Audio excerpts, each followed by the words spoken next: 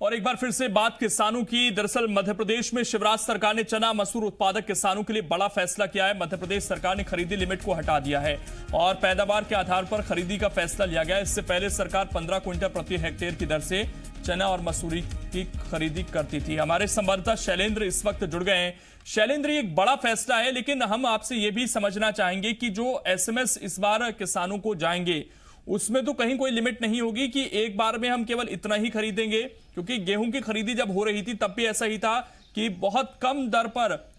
माफ कीजिएगा बहुत कम क्वांटिटी में गेहूं खरीदा जा रहा था शुरुआत में, बाद में उसको संशोधित भी किया गया। तो जो एसएमएस पहुंचेंगे क्या वो एक बार में वो अपना सारा चना मसूर किसान लेकर आ सकते हैं और बेच सकते हैं?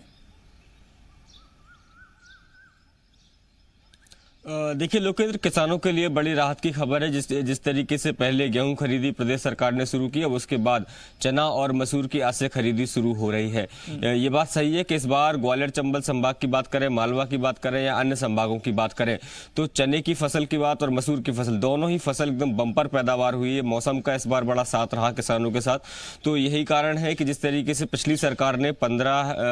जो क्विंटल है वो प्रति हेक्टेयर की खरीदी की दर जो है वो तय की थी, लेकिन जिस तरीके से कुछ दिन पहले बीजेपी के नेता ज्योतिरादित्य सिंधिया ने एक पत्र कृषि मंत्री को लिखा था और उस लिमिट को 20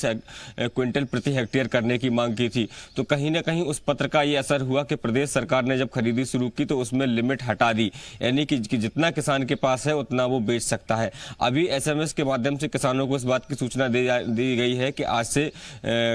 उसकी खरीदी शुरू कर दी जाएगी। जिस तरीके से आपने सवाल किया कि हाँ, ये बात ठीक है कि पहले जब गेहूं खरीदी शुरू की गई थी उस समय एक लिमिट तय की गई थी कि इतने लिमिट का ही गेहूं लिया जाएगा, लेकिन जिस तरीके से जब किसान अपना पंजीयन कराता है उस समय वो अपना रकबा भी उसमें भरता है कि आखिर कितनी जमीन उसके पास है, और जिस तरीके से अभी कहा गया है कि प्रति हेक्टेयर के हिसाब से कोई लिमिट नहीं है, तो वो उसमें इस बात को मेंशन कर सकता है जब बेचने जाता है कि उसके पास 10 हेक्टेयर जमीन है और उस लिहाज से 200 क्विंटल या 250 क्विंटल वो अपनी फसल को बेच सकता है। तो अब फिलहाल जो है वो लिमिट जैसी कोई चीज नजर नहीं आ रही, क्योंकि सीएम शिवराज सिंह पहले ही कह चुके हैं कि किसानों की जितनी भी फसल है, फसल का एक एक दाना खरीदने के लिए सरकार प्रतिबद्ध है और होना भी चाहिए, क्योंकि किसान को बड़ी उम्मीद है कि जिस तरीके से इस बार मौसम का साथ रहा, सभी फसलों के लिए बम्पर पैदावार हुई, और अब जब कोरोना का संक्रमण था तो कहीं ना कहीं उनके माथे पर इस बात को लेकर चिंता की लकीरें थी कि फसलों का क्या होगा, लेकिन प्रदेश सरकार ने विपरीत परिस्थितियों के बावजूद भी खरीदी शुरू की है। और कुछ जगह जैसे खासकर इंदौर, भोपाल, उज्जैन या जबलपुर की बात करें, सबसे ज्यादा संक्रमित